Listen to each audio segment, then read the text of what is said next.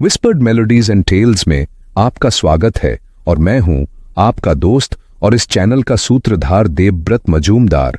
चलिए कहानी शुरू करते हैं। रहस्यपूर्ण सोनार ग्राम, अध्याय 7, एक गलत संदेश का परिणाम। भोर होने ही वाली थी जब नमक की दलदल पर टिमटिमाते हुए पीले तूफानी लालटेन रहस्यपूर्ण सोनारग्राम के हर कोने और दरार में खोजबीन करने के बाद पार्क के रास्ते से होते हुए हॉल के पीछे बड़े रसोई द्वार के बाहर रुके। ये 10 लालटेन थीं जिन्हें गांव के सभी पुरुषों ने उठाया हुआ था, केवल 2 वृद्ध पुरुषों को छोड़कर जो बिस्तर से उठने में असमर्थ थे और कुछ छोटे लड़कों को छोड़कर।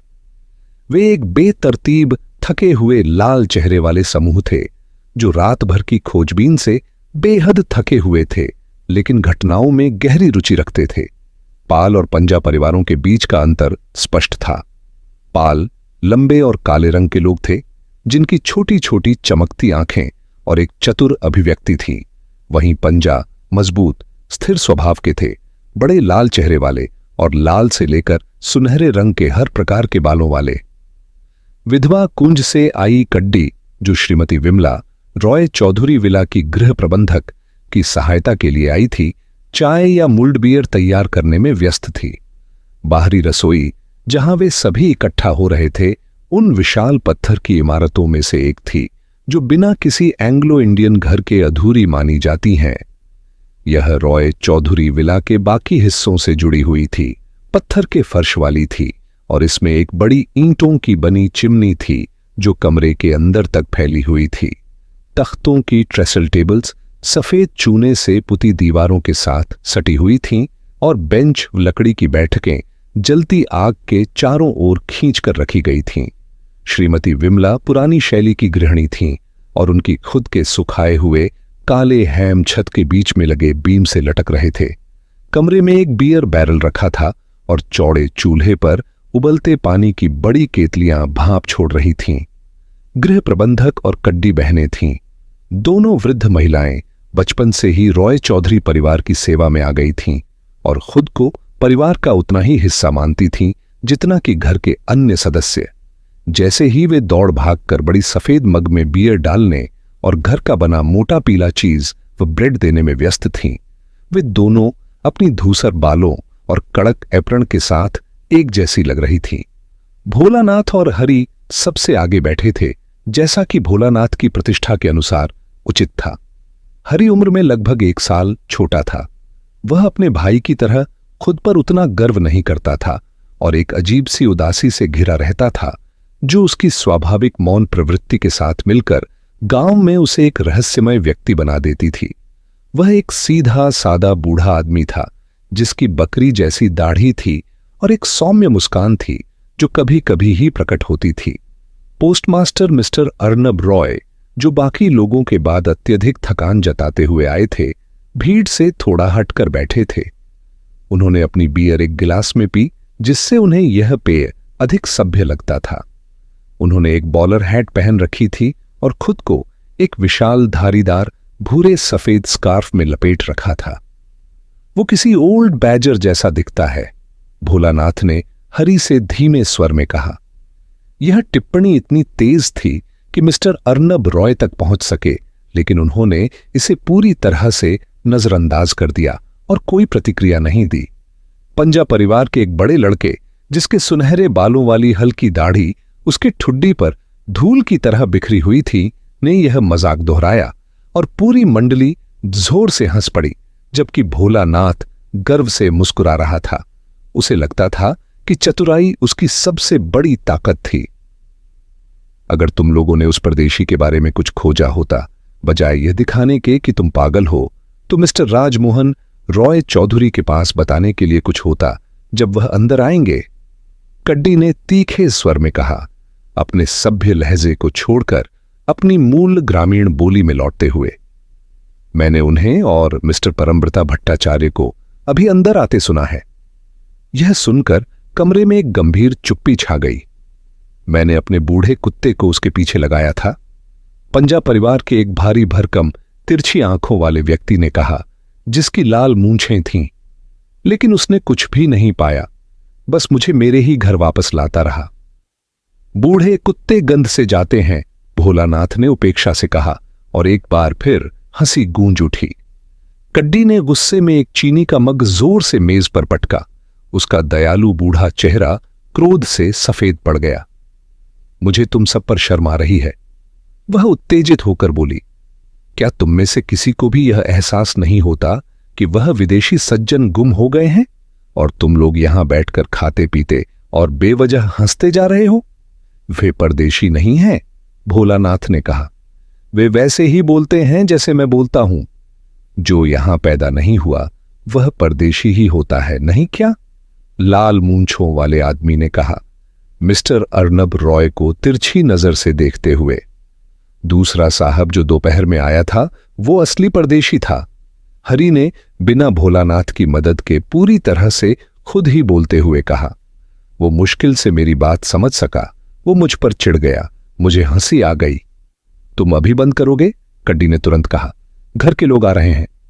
उसकी तेज सुनने की शक्ति ने गलियारे में राजमोहन रॉय चौधरी की आवाज पकड़ ली थी और बातचीत तुरंत रुक गई, जिससे रसोई में एकदम सन्नाटा छा गया जब लकड़ी की कुंडी खटकी और राजमोहन रॉय चौधरी परमव्रता भट्टाचार्य के साथ कमरे में दाखिल हुए।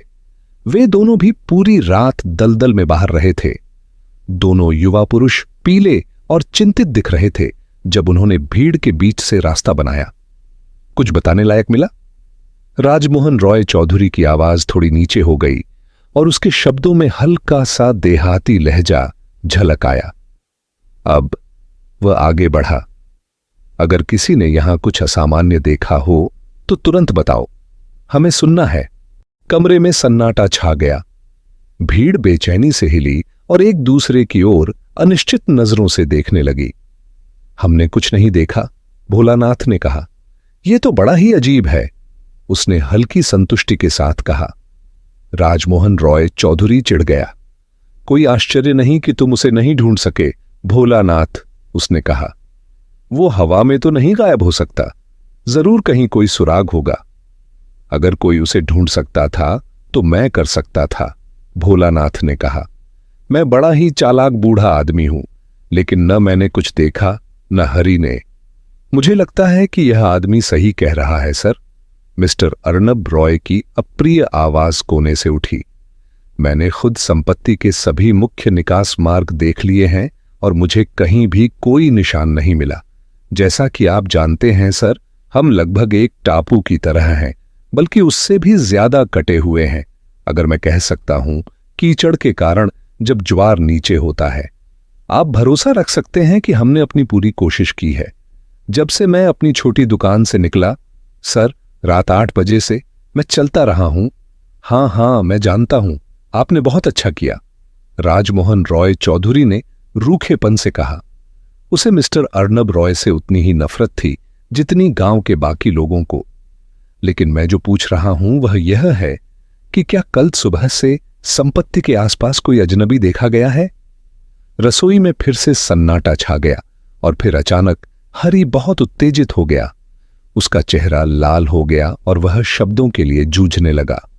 मास्टर राजमोहन रॉय चौधरी, मैंने उसे देखा था, एक गाड़ी में जिसके पहिए बड़े और लाल थे। उसने मुझे रोका और मुझसे पूछा, बड़ा घर कहाँ है? और मैंने उससे संदेह से पूछा, तुम्हें इसकी क्या जरूरत है? और ओ, तुम मिस्टर सतिंदर भाटिया की बात कर रहे हो, राजमोहन रॉय चौधरी ने कहा। हम उनके बारे में जानते हैं हरी, वह अभी अगले कमरे में ही है। भोलानाथ ने गर्व से अपने भाई को कोहनी मारी। तू मूर्ख है हरी, उसने सिर हिलाते हुए कहा। हरी ने अपनी आंखें झुका लीं और बेहद असहज महसूस करने लगा। नावों का क्या? राजमोहन रॉय चौधरी ने पूछा। क्या किसी ने कल शाम 6 से 7 बजे के बीच यहां कोई नाव देखी? नहीं सर, यह भोलानाथ था जिसने जवाब दिया और बाकी लोगों ने भी उसकी बात से सहमति जताई। हम में से लगभग सभी लोग उस समय घर पर थे सर, एक पाल ने समझाया। हम चाय पी रहे थे। तुम बाहर थे भोलानाथ? हरी ने कहा। भोलानाथ ने सिर हिलाया। हां, था। मैं पुराने मिस्ट टनल के पास था।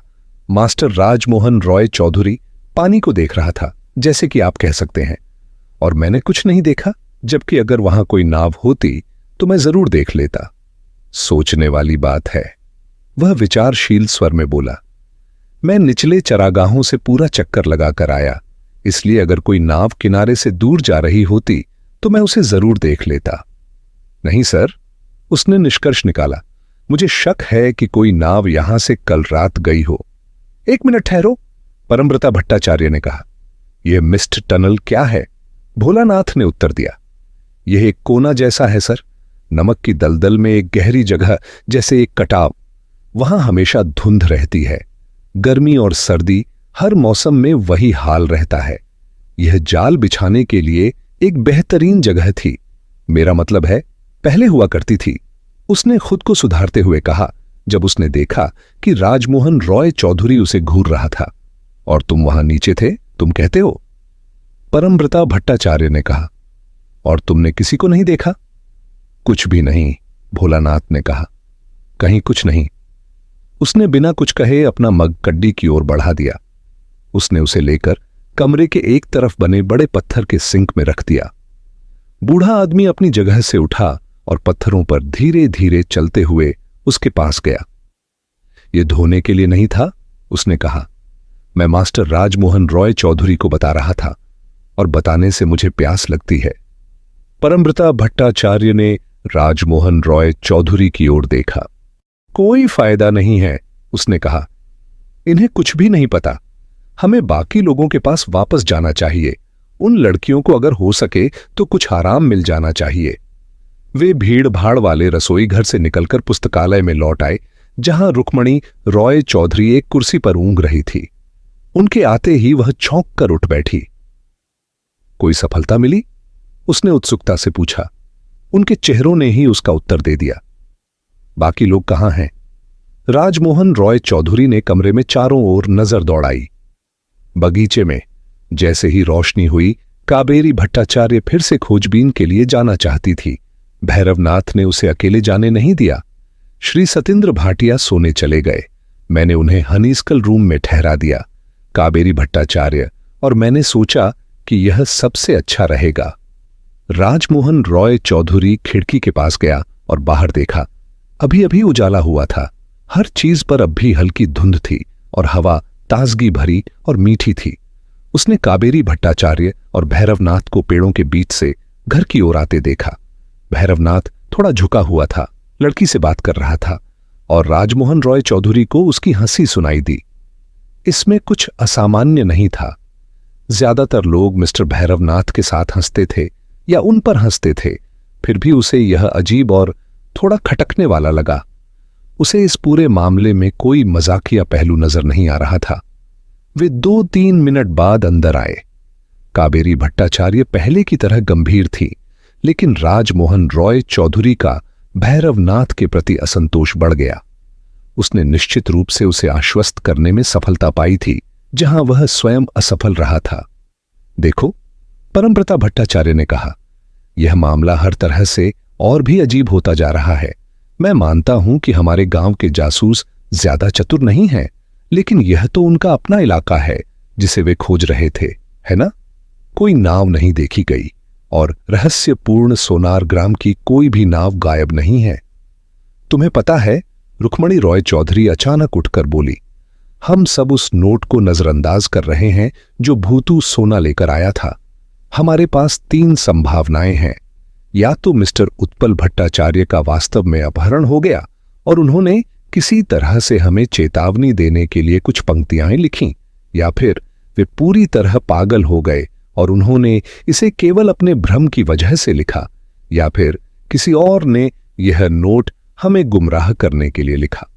वह सही कह रही है, परमव्रता भट्टाचार्य ने कहा। हम इस नोट को नजरअंदाज कर रहे हैं, लेकिन यह निश्चित है कि डैड ने इसे लिखा है और अपने ही नोटबुक के पन्ने पर लिखा है। मैं चाहूंगा कि डैड ने इसे पूरी समझदारी के साथ लिखा हो, भले ही इसका मतलब यह हो कि वे उनके कब्जे में आ चुके हैं, लेकिन मैं इसे मान नहीं सकता क्योंकि हमें उनका कोई सुराग नहीं मिला। तुम यह नहीं कह सकते कि किसी अजनबी को यहां किसी ने नहीं देखा होगा। अगर कुछ लोग उन्हें पकड़ने आए होते तो वे दूर दूर तक सबसे ज्यादा ध्यान खींचने वाली चीज होते, उन्हें अकेले ही उस भूल भुलैया से बाहर निकलना पड़ा होगा, कुत्ते के कॉलर में नोट लगाना पड़ा होगा, भगवान जाने कब, और फिर ऐसा गायब हो गए जैसे किसी दलदल में समा गए हों। जैसे ही उसने यह कहा, बाकी सभी चौंक गए और मिस्टर भैरवनाथ व जुड़वा बहनों ने एक दूसरे की ओर देखा। तलाश के दौरान सभी के दिमाग में यह संभावना किसी न किसी समय आई थी, लेकिन किसी ने इसका जिक्र नहीं किया था। पूर्वी तट के कई अन्य स्थानों की तरह रहस्यपूर्ण सोनारग्राम के चारों ओर के काले कीचड़ में कई सॉफ्ट पैच थे, जहां कोई आदमी कुछ ही मिनटों में दलदल में धंस सकता था और पूरी तरह से दफन हो सकता था। कोई भी इस संभावना को जोर से कहने की हिम्मत नहीं जुटा पाया। परमव्रता भट्टाचार्य ने अपनी जेब से कागज का वह टुकड़ा निकाला। ब्लू सूटकेस, उसने कहा। यह पूरी तरह सुरक्षित है ना, काबेरी भट्टाचार्य? लड़की ने सिर हिलाया। हां, रुक्मणी रॉय चौधरी और मैंने इसे यहां नीचे लाया था। हमने सोचा कि यहां ज्यादा सुरक्षित रहेगा। उसने फीकी मुस्कान दी। मैं किसी को इसे चुराने की कोशिश करते हुए नहीं देख सकती। इसका वजन लगभग 100 किलो है।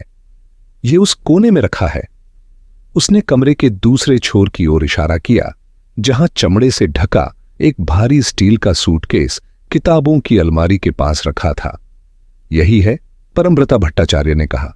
यही वह है जिसके बारे में वे पूरी यात्रा के दौरान इतने चिंतित थे। मुझे लगता है कि हमें इसे खोलना चाहिए। काबेरी भट्टाचार्य कुछ असमंजस में दिखी। मुझे नहीं लगता कि वे इसे पसंद करेंगे, परमव्रता भट्टाचार्य। मुझे इसकी परवाह नहीं है, लड़के ने जोर देकर कहा। मुझे यह पता लगाना ही होगा कि यह पूरा मामला क्या है।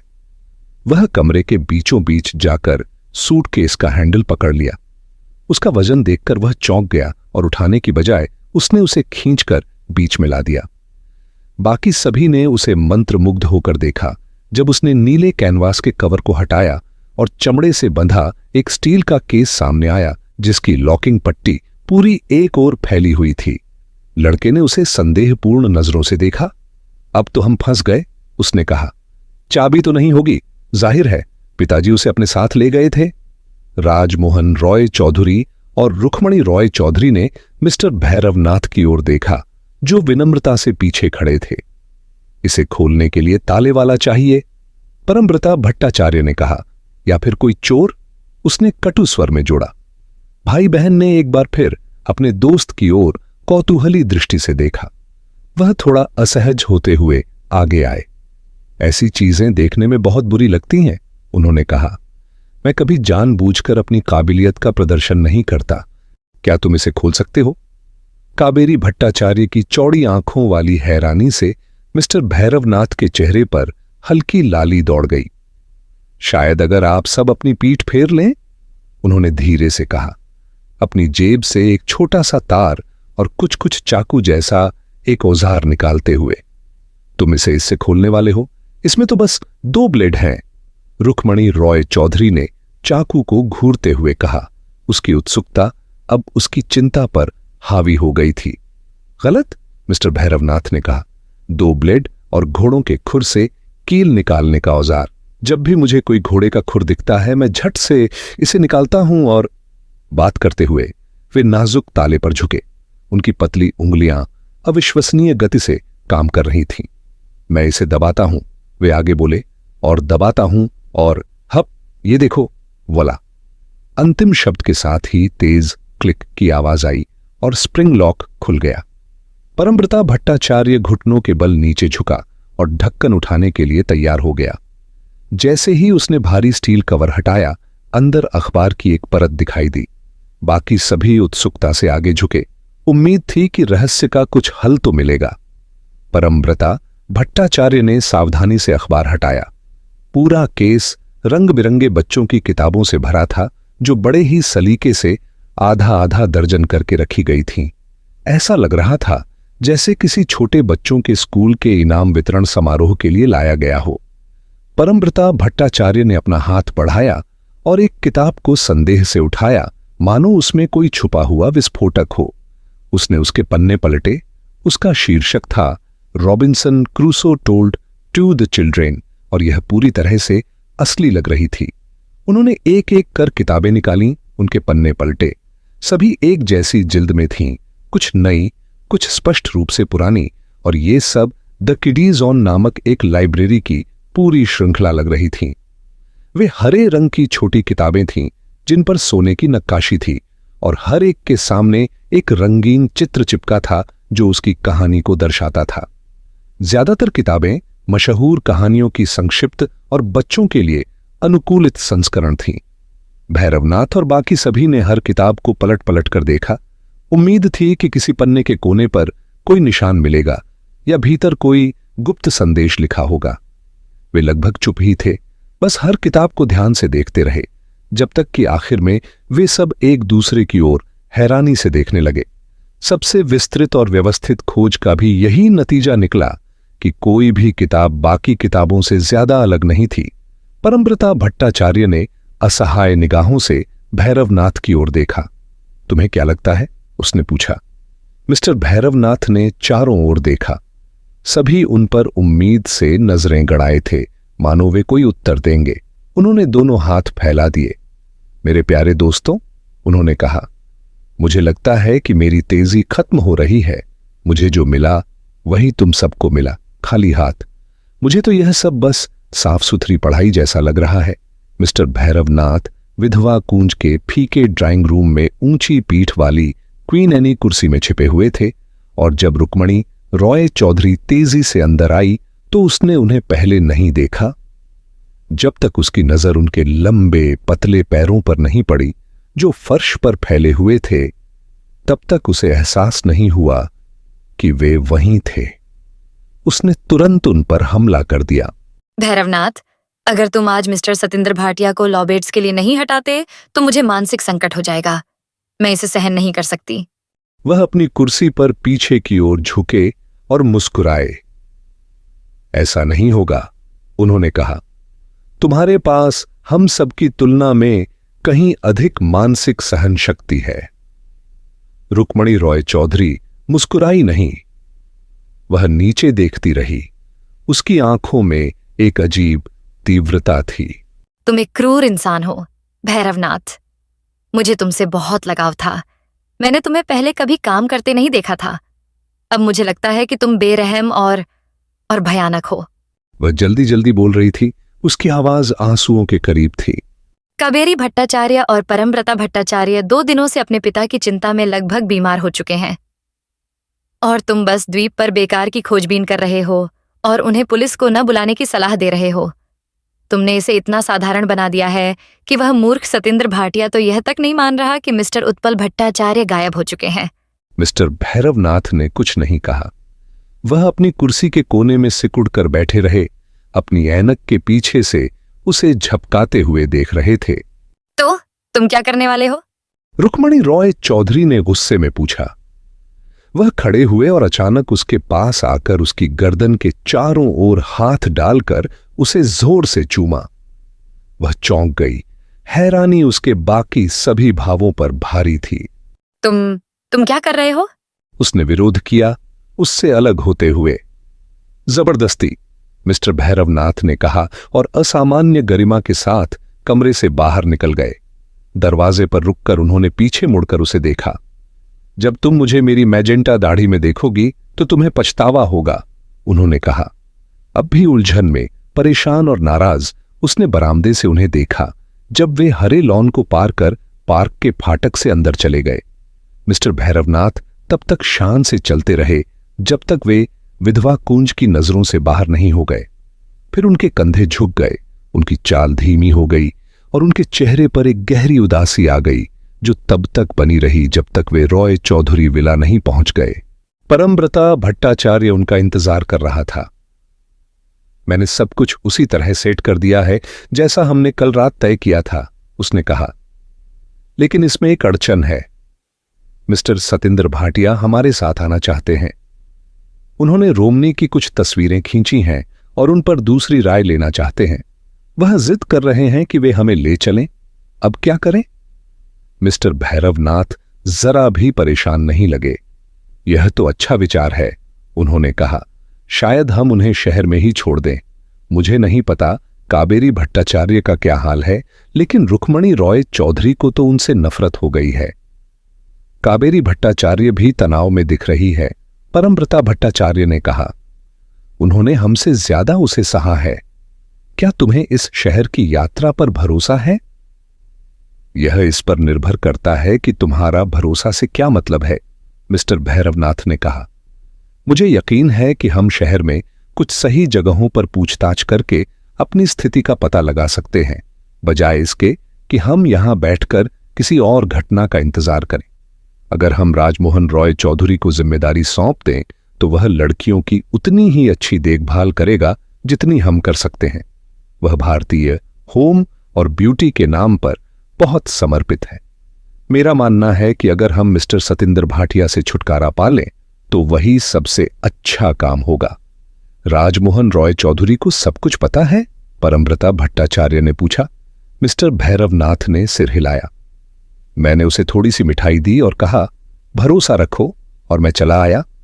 परमव्रता भट्टाचार्य मुस्कुराया। वे बहुत ही आकर्षक लोग हैं, उसने कहा। मुझे रुक्मणी रॉय चौधरी के लिए बेहद प्रशंसा है। वह अचानक रुक गया, लेकिन मिस्टर भैरवनाथ ने कोई टिप्पणी नहीं की। ऐसा प्रतीत हुआ कि उन्होंने सुना ही नहीं और बातचीत आगे नहीं बढ़ी, क्योंकि उसी क्षण मिस्टर सतिंदर भाटिया दरवाजे से बाहर निकलते हुए कार की ओर तेजी से बढ़े। वह हमेशा की तरह आत्ममुग्ध और मुस्कुराते हुए थे और उनके बाजू के नीचे अब भी वही चमड़े का केस दबा हुआ था। मेरे मित्रों, मैंने आपको इंतजार करवाया। उन्होंने अत्यधिक विनम्रता से माफी मांगी। मुझे उम्मीद है कि आपने मिस्टर भैरवनाथ को हमारे साथ आने के लिए मना लिया होगा, मिस्टर भट्टाचार्य। मैं एक उत्कृष्ट चालक हूं। मैं आपको विश्वास दिलाता हूं। मैं, जैसा कि आप कहते हैं, शैतान की तरह गाड़ी चलाता हूं। मैं आपको कोलकाता ले जाऊंगा, जहां चाहें वहां छोड़ दूंगा और शाम के 6 या 7 बजे वापस ले जाने के लिए तैयार रहूंगा। परमव्रता भट्टाचार्य का मुंह आश्चर्य से खुला रह गया। लेकिन मुझे लगा, मिस्टर सतिंदर भाटिया, उसने कहा, कि आपने रोमनी के बारे में सब कुछ देख लिया है। मिस्टर सतिंदर भाटिया की झाड़ीदार भौहें ऊपर उठ गईं। अरे नहीं, उन्होंने कहा, मैं तो अभी शुरू ही कर रहा हूं। इसके अलावा आपको याद रखना चाहिए, मैं आपके पिता के लिए काम कर रहा हूं। जब तक मैं उनसे नहीं मिलूंगा, मैं नहीं मानूंगा कि मैंने अपना काम पूरा कर लिया है। देखिए, उन्होंने अपने चमड़े के केस पर रहस्यमय ढंग से थपथपाया। मेरे पास यहां कुछ ऐसा है जो मुझे यकीन है कि उन्हें दिलचस्प लगेगा। परमव्रता भट्टाचार्य ने मिस्टर भैरवनाथ की ओर देखा, जिन्होंने एक लंबी सांस ली लेकिन कुछ नहीं कहा, और तीनों कार में बैठ गए। रुक्मणी रॉय चौधरी ने उन्हें विधवा कुंज के पास से जाते हुए देखा और मिस्टर भैरवनाथ के प्रति उसकी नाराजगी उसके बढ़ते हुए उत्सुकता के साथ और बढ़ गई। मिस्टर सतिंदर भाटिया ने अपना वादा निभाया। उनकी गाड़ी चलाने की शैली वास्तव में असाधारण थी। देर से निकलने के बावजूद वे दोपहर के भोजन से पहले ही कोलकाता पहुंच गए। मिस्टर सतिंदर भाटिया, जिन्हें अपने मन में यह स्पष्ट था कि शहर में सबसे महत्वपूर्ण स्थान कौन सा है, बड़ी धूमधाम से सिम्पसन के बाहर गाड़ी रोक दी। मिस्टर सतिंदर भाटिया के साथ भोजन करना उनके साथ यात्रा करने से भी अधिक कठिन साबित हुआ। मेजबान होने की औपचारिकता से मुक्त होते ही उनका व्यवहार बाल सुलभ हो गया। उन्होंने कई मेज दूर बैठे एक व्यक्ति पर मजाक में रोटी का टुकड़ा फेंका, यह सोचकर कि उन्होंने उसे पहचाना है, और जब अपनी गलती का एहसास हुआ तो बच्चों की तरह हंस पड़े। उन्होंने एक कांटा भी स्मारिका के रूप में अपनी जेब में डाल लिया, जिससे मिस्टर भैरवनाथ भयभीत हो गए और जिस पर वह पूर्वी शैली में शरारती रूप से आंख मारकर मुस्कुराए। पूरा भोजन इसी तरह हास्यास्पद घटनाओं से भरा रहा, और जब वे स्ट्रैंड में बाहर आए तो उन्होंने चकित परमव्रता भट्टाचार्य को यह खुलासा किया कि उनके ओवरकोट की डीली जेबों में 4 क्रेसेंट रोल छिपे हुए थे। बुरा शिकार नहीं, मिस्टर भैरवनाथ ने मूल्यांकन करते हुए कहा। वैसे समय कितना हुआ है? पूर्वी सज्जन ने अपने कमरकोट की जेब में हाथ डाला और अपनी विशाल सोने की घड़ी टटोलने लगे। उनके चेहरे का भाव हास्यास्पद रूप से बदल गया। उनका भारी जबड़ा खुला रह गया आंखें फैल गईं। मेरी घड़ी गायब हो गई। उन्होंने कहा, यह निश्चित रूप से वहीं गिर गई होगी। वह अचानक असाधारण फुर्ती से रेस्तरां की ओर दौड़ पड़े। मिस्टर भैरवनाथ ने उन्हें अंदर जाते हुए देखा। फिर उन्होंने राहत की सांस लेते हुए परमव्रता भट्टाचार्य की ओर देखा। वह उसे खोजने में बहुत समय लगाएगा, उन्होंने कहा। मैंने उसे टेबल क्लॉथ के नीचे छुपा दिया है, चलो। और इससे पहले कि परमव्रता भट्टाचार्य को कुछ समझ में आता, उन्होंने उसे सड़क पर ले जाकर एक टैक्सी रोकी। मुझे डर है कि पिछली बार जब तुम मेरे स्थान पर आए थे तो तुम्हें कुछ अजीब ही अनुभव हुआ होगा, मिस्टर भैरवनाथ ने कहा जब वे सीढ़ियां चढ़ रहे थे। क्या तुम बस यहां से निकल जाते हो और दरवाजा बंद कर देते हो? परमव्रता भट्टाचार्य ने दिलचस्पी से पूछा। मैंने यहां कोई चौकीदार नहीं देखा। ओह, तुम परिवार से नहीं मिले, मिस्टर भैरवनाथ ने कहा। मैं भूल गया था, वे दोनों अंदर होंगे। उन्होंने जैसे ही ओक का दरवाजा खोला, परमव्रता भट्टाचार्य उनके पीछे अंदर चला गया। यह वही कमरा था जहां उन्होंने पहली बार पूरी चर्चा की थी। हालांकि वहां कोई इंसान नजर नहीं आया, लेकिन युवा अमेरिकी को एहसास हुआ कि कोई उसे तीव्र उत्सुकता से देख रहा था। उसे लगा कि कोई उसे ध्यानपूर्वक परख रहा है। उसने झटके से मुड़कर देखा और खुद को एक बुजुर्ग और शरारती दिखने वाले जैकडो के सामने पाया, जो एक कुर्सी की ऊंची पीठ पर संतुलित होकर आगंतुक को सिर टेढ़ा कर निहार रहा था। जैकडो एक प्रकार का पक्षी होता है जो कौवा क्रो परिवार से संबंधित है। इसका वैज्ञानिक नाम कॉर्वस मोनिडुला है। विशेषताएं: यह छोटे आकार का काला या धूसर रंग का पक्षी होता है। इसकी चोंच और आंखें चमकदार होती हैं। जैकडो बहुत चतुर और जिज्ञासु प्रवृत्ति का पक्षी माना जाता है। यह अक्सर धातु के चमकीले टुकड़े और अन्य चीजें इकट्ठा करने के लिए जाना जाता है। इसे यूरोप और एशिया के कई हिस्सों में पाया जाता है। यह ऑटोलाइक्स है, मिस्टर भैरवनाथ ने कहा। मेरा उपदेशक एक शानदार साथी, लेकिन हमारे मित्र सतिंदर भाटिया की तरह एक चोरी की आदत वाला। मुझे नहीं पता कि मेरा मेजर डोमो कहां है। उन्होंने दरवाजे की ओर जाकर पुकारा, लग। गलियारे में भारी कदमों की आवाज हुई और अगले ही पल परमव्रता भट्टाचार्य ने अब तक देखे गए सबसे बड़े और सबसे उदास व्यक्ति को चौखट पर खड़ा पाया। वह एक पहाड़ी की तरह विशाल व्यक्ति था, जिसकी बड़ी पीली पड़ती हुई शक्ल थी, जो किसी बुल टेरियर की तरह लग रही थी। वह लगभग गंजा था, लेकिन उसकी सबसे विशिष्ट विशेषता थी उसके व्यक्तित्व से झलकती गहरी उदासी। उसकी पोशाक भी कुछ असामान्य थी। ऐसा लग रहा था कि उसने किसी कैदी की वर्दी को हाउस कोट की तरह एक साधारण सूट के ऊपर पहन रखा था। भैरवनाथ ने उसे देखकर मुस्कुराया। अब भी अपने ब्लेजर में हो? उसने सहजता से कहा। लेकिन आदमी ने कोई प्रतिक्रिया नहीं दी। मुझे लगा कि आप अकेले हैं, सर, उसने एक गंभीर आवाज में कहा। मैंने इसे तब पहना था, सर, जब मैं पंछी के पिंजरे की देखभाल कर रहा था, उसने परमव्रता भट्टाचार्य से कहा। फिर अपने मालिक की ओर मुड़ते हुए उसने जोड़ा, शायद यह जानकर आपको दिलचस्पी हो, सर, कि आपकी गैर मौजूदगी में इसने एक अंडा दे दिया है। क्या सच में? मिस्टर भैरवनाथ ने कहा। इस पर मत जाओ, लग। उसने यह कबूतर के घोंसले से चुराया होगा तुम्हें मूर्ख बनाने के लिए। वह तुम्हारे साथ मजाक कर रहा है। मैं ऑटोलाइक्स को सालों से जानता हूं, वह ऐसा पक्षी नहीं है। फिर वह परमव्रता भट्टाचार्य की ओर मुड़ा। ऑटोलाइक्स और मैं हमेशा लग को खुश करने की कोशिश करते हैं, उसने कहा। हम उसके लिए ऐसी छोटी छोटी सरप्राइज तैयार करते रहते हैं। अब लग, हमारे लिए कुछ पीने का इंतजाम करो और हमें ताजा खबर सुनाओ। वैसे परमव्रता भट्टाचार्य, तुम अंकल बीस्टली से पहले मिल चुके हो। उसने खुद को एफ्रोडाइट ग्लू वर्क्स का मालिक बताया था, लेकिन वह सिर्फ उसका मजाक था। फिर भैरवनाथ ने अपना लहजा बदलते हुए कहा, लग, मुझे कुछ लोगों के बारे में जानकारी चाहिए। एक भविष्यवक्ता है जो कंट्री हाउस में काम करता है, उसने मेरी दिलचस्पी जगा दी है।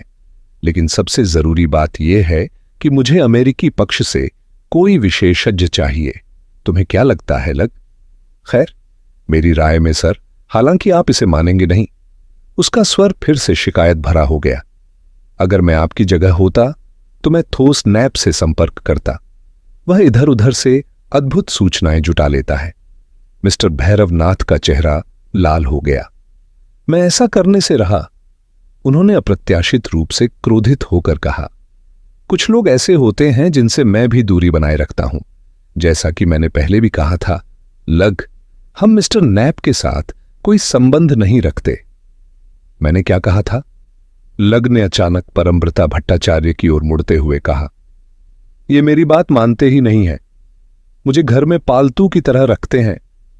मिस्टर भैरवनाथ अचानक बोल उठे, मुझे याद आ गया, हमारा पुराना दोस्त जगत मोहन, पुलिस हेडक्वार्टर से संपर्क करो। साम्राज्यवाद, लग ने कड़वाहट से बड़बड़ाया, लेकिन फिर उसने टेलीफोन उठाया और नंबर मिलाया। उसका स्वर अचानक धीमा और गोपनीय हो गया। Mister Ghosh, mister Amlan Ghosh, detective inspector जगत मोहन से बात करना चाहते हैं। Hello sir. हाँ सर, मैं ही हूं सर। बहुत बढ़िया सर, धन्यवाद। बहुत बढ़िया सर, बिल्कुल सर। अंडा दिया है सर? ओह नहीं सर। मिस्टर अमलान यहां हैं सर? मिस्टर भैरवनाथ ने रिसीवर ले लिया। हेलो जगत मोहन, उन्होंने खुशी से कहा। तुम्हारा बेटा कैसा है? एक और दांत निकल आया। कमाल है। सुनो जगत मोहन, तुम किसी किशोर डागा नाम के आदमी के बारे में जानते हो? उनका चेहरा सुनते ही उत्साहित हो गया। हां, वही लाल घुंघराली दाढ़ी वाला आदमी। ब्लैकमेल? तो तुम उसे पकड़ते क्यों नहीं? ओह, समझ गया। मैपलस्टोन हॉल में मिसेस कैरी पर उसका क्या दाम था? हां, जाहिर है कि वह इसमें शामिल था, यह तो तुम्हें पता होना चाहिए। ठीक है, उसे पकड़ने की पूरी कोशिश करो, और जब वह हाथ लगे तो बिमल भट्टाचार्य का भी जिक्र करना। मुझे नहीं पता, यही तो मुझे पता करना है। ठीक है, बाय। ओ, वैसे कहते हैं डेलाइला कल के लिए अच्छी शर्त है। ठीक है, फिर मिलते हैं। उन्होंने फोन रख दिया। खैर, यह भी कुछ जानकारी मिली। उन्होंने कहा, मुझे लगता है कि हमारे दोस्त बाबा ब्लैक शीप की पूरी पृष्ठभूमि जानना फायदेमंद होगा, और जो हमें उसके बारे में सबसे ज्यादा बता सकता है वह सबसे बेहतरीन पुराना शर्लॉक है, ओल्ड WT। कुछ ही मिनटों में वह दोस्ताना अंदाज में बात कर रहे थे। हेलो, क्या तुम WT हो? गांगुली बोल रहा हूं। तुम्हारी शांति भंग करने के लिए माफ करना, लेकिन अपने साहसी दिनों में तुमने कभी सतेंद्र भाटिया नाम के किसी आदमी को जाना है? मेरा अनुमान है कि वह कोई अर्मेनियाई या तुर्की मूल का व्यक्ति है, शायद कोई डीलर। ओह, था? वह भी अपने युवावस्था में? तुम उसे अच्छी तरह याद रखते हो? चोरी की आदत? मुझे भी ऐसा ही लगा था। पुराने जासूस की आवाज इतनी साफ थी कि परमव्रता भट्टाचार्य कुछ शब्द सुन सका। छोटी मोटी चीजें चुराने की आदत है, उसने कहा। लगता है कि उसे रोटी से खास लगाव है। इसके बाद भैरवनाथ ने बातचीत जारी रखी और कुछ देर तक परमव्रता भट्टाचार्य उनकी चर्चा समझ नहीं पाया। जब आखिर में उन्होंने फोन रखा तो भैरवनाथ ने गहरी सांस ली। सतेंद्र भाटिया एक अजीब किस्म का आदमी लगता है, उन्होंने कहा। WT ने उसे लॉर्ड मेयर के भोज में हुई एक घटना के दौरान पकड़ा था। अगर तुम किसी रेस्तरां में कटलरी चुरा लो तो कोई ज्यादा फर्क नहीं पड़ता, लेकिन जब तुम मेयर हाउस से स्मृति चिन्ह उठाने लगो तो यह मजाक नहीं रह जाता। ऐसा लगता है कि इस बूढ़े व्यक्ति के कई व्यापारिक ठिकाने हैं। वह हर तरह के व्यापार और संग्रह में हाथ आजमाता रहता है। कहता है कि उसका एक हरम भी है, लेकिन वह दुनिया भर में फैला हुआ है। इसके बाद उनके चेहरे पर फिर से वही चिंता लौट आई। अब उन्होंने कहा, सबसे महत्वपूर्ण और गंभीर विषय पर आते हैं। तुम्हारे पिता?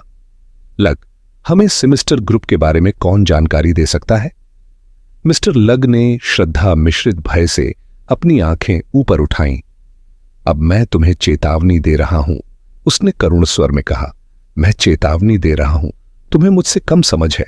तुम नहीं जानते, वे बहुत खतरनाक लोग हैं, उनसे दूर रहो। तुम्हारी अपनी मां भी इससे बेहतर सलाह नहीं दे सकती। हे भगवान, मैं इस मामले पर उनकी सलाह सुनना भी नहीं चाहूंगा, मिस्टर भैरवनाथ ने आघात से कहा। चलो, खुद को संभालो। हम क्या कर सकते हैं? मैं अपनी टोपी के चारों ओर काला पट्टा बांधूंगा तुम्हारे लिए, मिस्टर लग ने कहा। शोक पत्रों पर काफी खर्च आएगा क्योंकि उन पर तुम्हारे सारे अलग अलग नाम लिखने होंगे।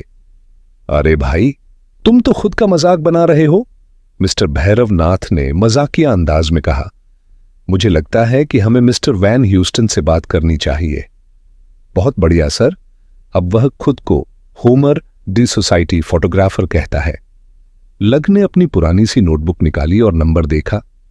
मिस्टर भैरवनाथ ने फोन उठाया और एक लंबी जोशीली बातचीत हुई जो शायद किसी फ्रेंच अर्गोट गुप्त भाषा में थी। जब उन्होंने फोन रखा तो परमव्रता भट्टाचार्य की ओर मुड़े। यह काफी दिलचस्प लग रहा है, उन्होंने कहा, लेकिन यह बिल्कुल भी सुखद नहीं है। कुछ इलाकों में काफी हलचल हो रही है। मुझे लगता है कि हम सही दिशा में जा रहे हैं।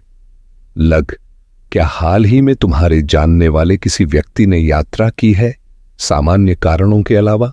मिस्टर लग ने सोचा। अब जब आपने जिक्र किया सर, उसने कहा, तो मैं कल रात क्लब में इसी बारे में बात कर रहा था। हाल ही में कुछ खतरनाक लोगों की मौजूदगी कम हो गई है। तपन सरकार और उसके साथी नदारद हैं। यह मुझे बहुत महत्वपूर्ण लगा। बिल्कुल, मिस्टर भैरवनाथ ने कहा। क्या तुम्हें अपने क्लब में कोई और अजीब बात सुनने को मिली?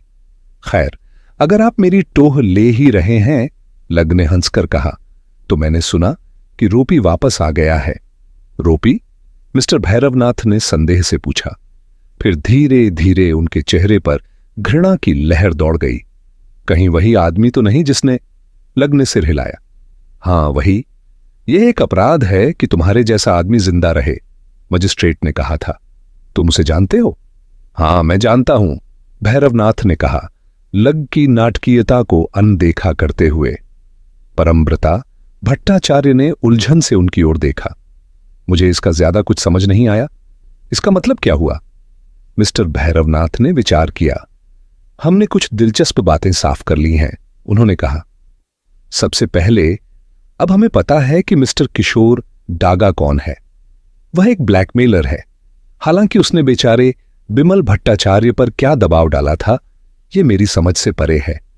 मुझे लगता है कि वह शायद अपने खाली समय में कोई जासूसी करता रहा होगा।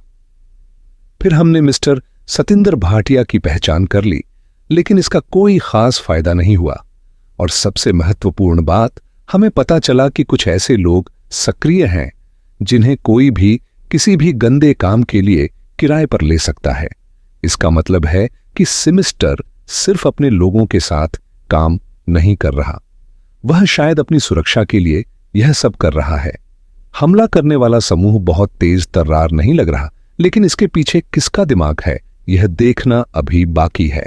कुल मिलाकर स्थिति मेरी अपेक्षा से बेहतर लग रही है। इतने में दरवाजे पर दस्तक हुई और लग उसे खोलने के लिए गया। कह देना कि मैं अपनी सेहत के लिए मुंबई गया हूं, मिस्टर भैरवनाथ ने कहा।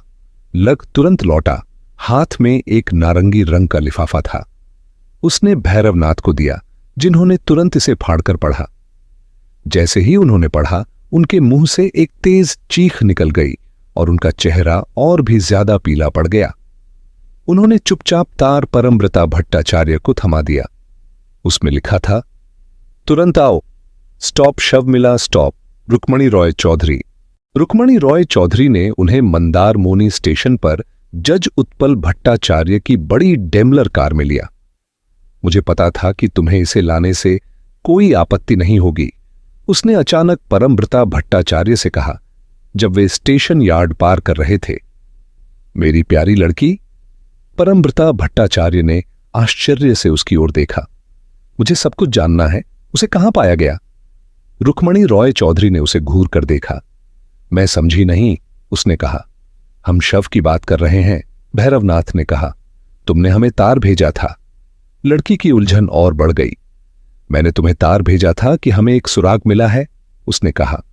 मिस्टर उत्पल भट्टाचार्य का अब तक कोई पता नहीं चला। परमव्रता भट्टाचार्य ने अपनी जेब से तार निकालकर उसे पकड़ाया। रुक्मणी रॉय चौधरी ने उसे पढ़ा और फिर उनकी ओर मुड़ी। उसके गाल शर्म से लाल हो गए। ओह मेरे भगवान, तुम रास्ते भर कितने तनाव में रहे होंगे। यह सब अर्णब रॉय की वजह से हुआ। उसकी बेटी को कुछ कपड़े मिले और वह इतना उत्साहित हो गया कि लगभग पागल हो गया। मुझे लगता है मेरा संदेश कुछ इस तरह था, तुरंत आओ, महत्वपूर्ण सुराग मिला, 4:30 की ट्रेन से मिलूंगी। मुझे आश्चर्य हो रहा था कि तुमने मुझे तार क्यों भेजा। परमव्रता भट्टाचार्य ने अपने माथे से पसीना पोंछा। अब इस खोज के बारे में बताओ, मिस्टर भैरवनाथ बोले। असल में मिला क्या है? अर्नब रॉय की बेटी ने क्या पाया? उसे मिस्टर उत्पल भट्टाचार्य के कपड़े मिले, रुक्मणी रॉय चौधरी ने कहा। वही सूट जो उन्होंने आखिरी बार पहना था। वे समुद्री पानी से भीगे हुए थे और फटे हुए थे, और मुझे डर है कि उन पर खून भी लगा है, परमव्रता भट्टाचार्य। लेकिन इसका मतलब यह तो नहीं कि वह मर चुके हैं, है ना? उसने उत्सुकता से पूछा। भैरवनाथ ने नीचे देखा और देखा कि उसने परमव्रता भट्टाचार्य के हाथ पर अपना हाथ रखा था। जरूरी नहीं, भैरवनाथ की आवाज हल्की खींच से भरी थी। मिस अर्नब रॉय को यह दिलचस्प खोज कहाँ मिली? सैडलबैक क्रीक में। मैंने तुरंत तुम्हें तार भेजा था। सच कहूं तो काबेरी भट्टाचार्य और मैं डर गए थे। अब वह ठीक है, राजमोहन रॉय चौधरी उसके साथ है। मुझे सपने में भी नहीं आया था कि अर्नब रॉय ऐसा गड़बड़ भरा तार भेज देगा। परमव्रता भट्टाचार्य उलझन में दिख रहा था। मुझे लगा कि कोई पोस्टमास्टर इस तरह की गलती करे तो उसे सजा मिल सकती है। हां, मिल सकती है, भैरवनाथ ने गंभीरता से कहा। मुझे लगता है कि उसे मिलेगी भी। रुक्मणी रॉय चौधरी, क्या तुमने कोई आधिकारिक फॉर्म भरा था? नहीं, मैंने बस एक कागज पर लिखकर उसे दिया था। मेरी लिखावट ही शायद समस्या थी। तुम जानते हो, जब मैं उत्साहित होती हूं तो मेरी लिखावट कैसी होती है। उसने भैरवनाथ को फीकी मुस्कान के साथ कहा। तुम्हें अंदाजा भी नहीं है कि वह कितना घबराया हुआ रहता है। वह बस एक बेवकूफ बूढ़ा आदमी है, भैरवनाथ। मिस्टर भैरवनाथ ने कोई जवाब नहीं दिया, लेकिन उनके चेहरे पर संदेह की झलक थी। वे कार में बैठकर घर लौट आए। भैरवनाथ परमव्रता भट्टाचार्य के साथ सफेद पैनल वाले कमरे में गया, जहां गोल मेज पर एक बड़ा टिन ट्रे रखा था जिसमें समुद्री पानी से भीगे कपड़े थे। परमव्रता भट्टाचार्य ने भैरवनाथ की ओर तेज और चिंतित नजर से देखा। यह वही सूट है, कोई शक नहीं, उसने कहा।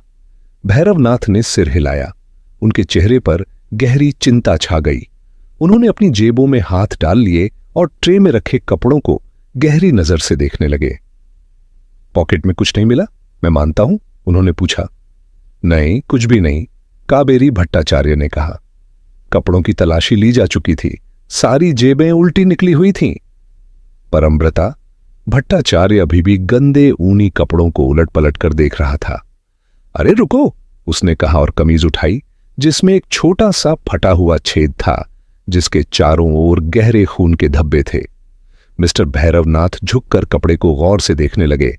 उन्होंने कोई टिप्पणी नहीं की और रुक्मणी रॉय चौधरी ने धीरे से उनकी कोहनी को ठेला। उन्हें मत सताओ, उसने फुसफुसाया। इसका क्या मतलब है? उसके जवाब को बाहर हॉल में मची हलचल ने रोक दिया।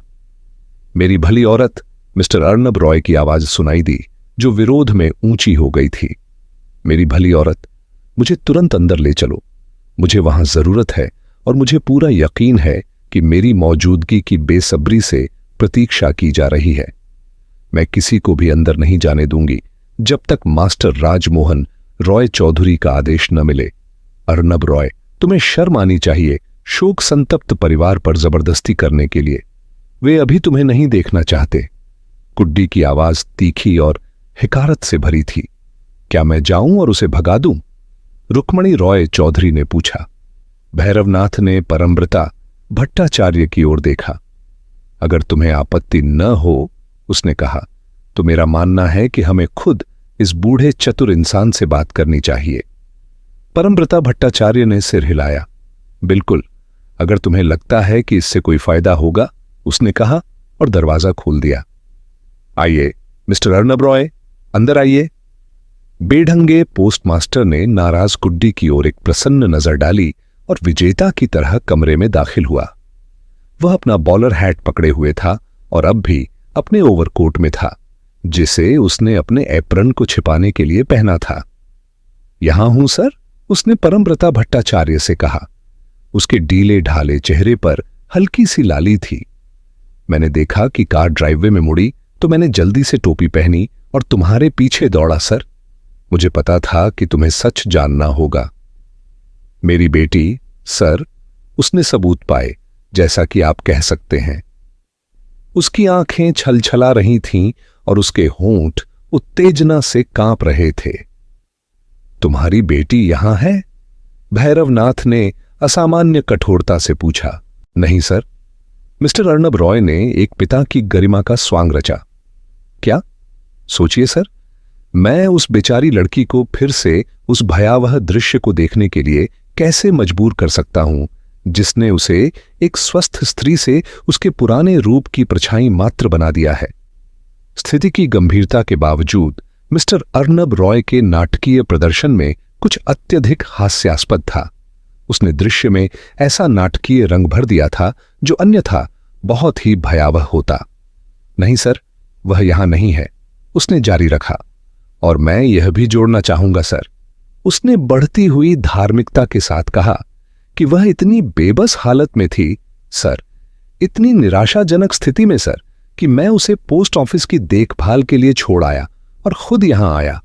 मैं यह भी कहना चाहूंगा सर, उसने राजमोहन रॉय चौधरी पर गहरी नफरत भरी नजर डालते हुए जोड़ा, कि जब मैंने खुद को संदेशवाहक बनने की पेशकश की तब भी किसी ने अब तक पुलिस को नहीं बुलाया। जब वे आएंगे तो यह बहुत संदिग्ध लगेगा सर, हालांकि आप मृत व्यक्ति के बेटे हैं सर। उसने परमव्रता भट्टाचार्य की ओर घूमते हुए कहा। यह बहुत बुरा लगेगा। कौन सा मृत व्यक्ति? मिस्टर भैरवनाथ ने आगे बढ़ते हुए पूछा। अब उन्होंने एक मजिस्ट्रेट जैसी मुद्रा अपना ली थी जो उनके स्वरूप से बिल्कुल विपरीत थी। क्या तुम्हारे पास शव है? मैं सर? ओह नहीं सर। मिस्टर अर्नब रॉय जरा भी झेंपे नहीं थे। जब हमें वह मिलेगा तब हमें पता चल जाएगा कि उसे किसने मारा। ओह अच्छा, भैरवनाथ ने रुचि से कहा। उसे कैसे मारा गया? एक खंजर से सर। मिस्टर अर्नब रॉय ने यह चौंकाने वाली घोषणा एक हाँफती हुई फुसफुसाहट में की। तुम्हें यह कैसे पता? भैरवनाथ ने पूछा। मिस्टर अर्नब रॉय ने एक हाथ मेज पर रखा और लेक्चरर जैसी मुद्रा अपना ली। मेरा दिमाग जासूस की तरह चलता है सर, उसने कहा। मैं अपनी परिकल्पना बनाता हूं और वे हमेशा सही साबित होती हैं। यह तो बढ़िया है, भैरवनाथ ने कहा। मुझे भी ऐसा करना चाहिए। मिस्टर अर्नब रॉय ने उसे अनदेखा कर दिया। तो शुरू करते हैं इस सुराग की खोज से, उसने मेज की ओर इशारा करते हुए कहा। मेरी बेटी, सर, एक मासूम लड़की जिसे कोई शक नहीं था, टहलने निकली सर। समुद्र तट है, उसने सोचा, वहां घूमने में क्या बुराई है? बिल्कुल कोई बुराई नहीं, भैरवनाथ ने कहा। वह एक हाथ परमव्रता भट्टाचार्य के कंधे पर रखे खड़ा था और अमेरिकी की तेज समझदार आंखों में अब समझ की चमक थी। तो वह समुद्र के किनारे टहल रही थी, नमक भरे दलदल के किनारे, समुद्री दीवार पर। वास्तव में उसे कल्पना करो, निश्चिंत, मुक्त। अरे बकवास बंद करो, राजमोहन रॉय चौधरी ने कहा। जो हुआ वही बताओ। मैं अपनी बेटी के बारे में बात कर रहा हूं सर, मिस्टर अर्नब रॉय ने गरिमा से कहा। और तुम इस महिला के पिता के बारे में भी बात कर रहे हो, राजमोहन रॉय चौधरी ने कहा। तुम वही कहोगे जो तुम्हें पता है और फिर यहां से चले जाओ। मिस्टर अर्नब रॉय के सफेद चेहरे पर एक खास तौर पर घिनौनी अभिव्यक्ति आ गई। आप तो बड़े चतुर हैं सर, उसने कहा। मैं जांच में गवाही दूंगा, इसे मत भूलिए। यह बहुत महत्वपूर्ण होने वाला है, मैं कह सकता हूं। मुझे यकीन है, मिस्टर भैरवनाथ ने शांत स्वर में कहा। मान लीजिए कि आप हमें अपनी उन निष्कर्षों के बारे में बताते हैं। पोस्टमास्टर नरम पड़ गया। मेरा इन शिक्षाप्रद तथ्यों पर आधारित है सर, उसने कहा। इस टेढ़े मेढ़े छेद को देखिए, बिल्कुल दिल के पास। क्या यह चाकू से बना है या नहीं? यह बना है सर। इन चारों ओर के दागों को देखिए। अगर आपको नहीं पता कि यह क्या है तो मैं बता सकता हूं। यह खून है, दिल का खून सर। राजमोहन रॉय चौधरी फिर से गुस्से में कुछ बोलने ही वाला था, लेकिन इस बार काबेरी भट्टाचार्य ने उसे रोक लिया। इससे क्या पता चलता है सर? पीड़ित को चाकू से मार डाला गया। फिर देखिए, ये कपड़े समुद्री पानी से पूरी तरह भीगे हुए हैं। इससे क्या पता चलता है कि ये समुद्र में थे? मिस्टर भैरवनाथ ने सुझाव दिया। बिल्कुल सही सर, आपने एकदम सही पकड़ा। मिस्टर उत्पल भट्टाचार्य को एक नाव में ले जाया गया, उनके दिल में चाकू घोंपा गया और पानी में फेंक दिया गया, जहां उन्होंने अपने कपड़े उतारे।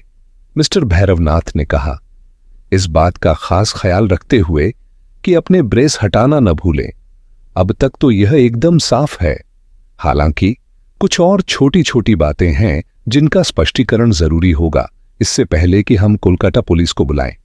पहली बात, यह चाकू का वार थोड़ा अजीब कटाव नहीं लगता? पहले कैंची से एक छोटा छेद किया गया और फिर टेबल नाइफ से बड़ा किया गया, और फिर ये खून के धब्बे। बेचारे आदमी का खून उसके कपड़ों के बाहर से बाहर लगता है। अंदर की तरफ देखिए, लगभग साफ है, लेकिन बाहर खून से लथपथ। मुझे आश्चर्य है कि हाल ही में किसने मुर्गियां काटी हैं। मिस्टर अर्नब रॉय एक कुर्सी के किनारे पर बैठ गया। उसका चेहरा बिना किसी भाव के बना रहा। मिस्टर भैरवनाथ ने अपनी बात जारी रखी। यह मामला कुछ गड़बड़ लगता है, पूरी तरह से एक चालबाजी का मामला। मैं कह सकता हूं किसी ने तुम्हारे साथ बेवकूफी की है। मेरा सुझाव है कि तुम वापस पोस्ट ऑफिस चले जाओ। मिस्टर अर्नब रॉय उठ खड़ा हुआ, अपना बॉलर हैट उठाया और चुपचाप कमरे से बाहर निकल गया। भैरवनाथ ने कावेरी भट्टाचार्य और परमव्रता भट्टाचार्य की ओर मुड़कर ईमानदार खेद प्रकट किया। क्या आप मुझे माफ करेंगे कि मैंने आपको यह सब सुनने के लिए मजबूर किया? उसने कहा, लेकिन मुझे यह करना पड़ा ताकि पता चल सके कि यहां के लोकल शेरलॉक को कितना नॉलेज है। तो फिर इन कपड़ों के बारे में तुम्हारा क्या कहना है? परमव्रता भट्टाचार्य ने गीले वस्त्रों की ओर इशारा किया। किसी की बेहद घटिया नकली चाल, मिस्टर भैरवनाथ ने कहा। मैंने इतनी घटिया जालसाजी पहले कभी नहीं देखी। यह तुम्हारे न्यूयॉर्क के दोस्तों का काम नहीं है। यह तो मुझे कुछ देसी कारस्तानी लगती है। कहीं तुमने इनाम देने की घोषणा तो नहीं कर दी? नहीं, परमव्रता भट्टाचार्य ने कहा। लेकिन तुम इससे बच नहीं सकते भैरवनाथ। वह अचानक भड़क उठा। यही सूट था जो उसने पहना हुआ था। मुझे पता है, मिस्टर भैरवनाथ ने कहा। यही तो इसे दिलचस्प बनाता है। मेरा ख्याल है कि अगर आप अनुमति दें तो मैं गांव जाकर कुछ पूछताछ करूं। क्या तुम फिर से अर्नब रॉय से बात करने जा रहे हो? रुक्मणी रॉय चौधरी ने जिज्ञासापूर्वक पूछा। मुझे नहीं लगता, मिस्टर भैरवनाथ ने कहा। वह उसकी ओर मुस्कुराया। यहां अर्नब रॉय ही एकमात्र दिलचस्प व्यक्ति नहीं है। नमस्ते प्यारे दोस्तों, स्वागत है विस्पर्ड मेलोडीज एंड टेल्स में, जहां संगीत और कहानियां एक नई जिंदगी पाती हैं। अगर आपको दिल को छू लेने वाले गीत और मनमोहक कहानियां पसंद हैं तो आप बिल्कुल सही जगह पर हैं। तो जल्दी से सब्सक्राइब बटन दबाएं और बेल आइकन को टैप करें ताकि हर नया गाना और कहानी आप तक सबसे पहले पहुंचे। अगर आपको ये पसंद आया हो तो लाइक बटन दबाना ना भूलें। आपका एक लाइक हमारे लिए बहुत मायने रखता है और हमें और बेहतरीन कंटेंट बनाने के लिए प्रेरित करता है। आपके प्यार और सपोर्ट के लिए धन्यवाद। इसी तरह हमारे साथ बने रहें, सपने देखें, सुरों में खो जाएं और कहानियों की दुनिया में डूब जाएं। मिलते हैं अगले वीडियो में।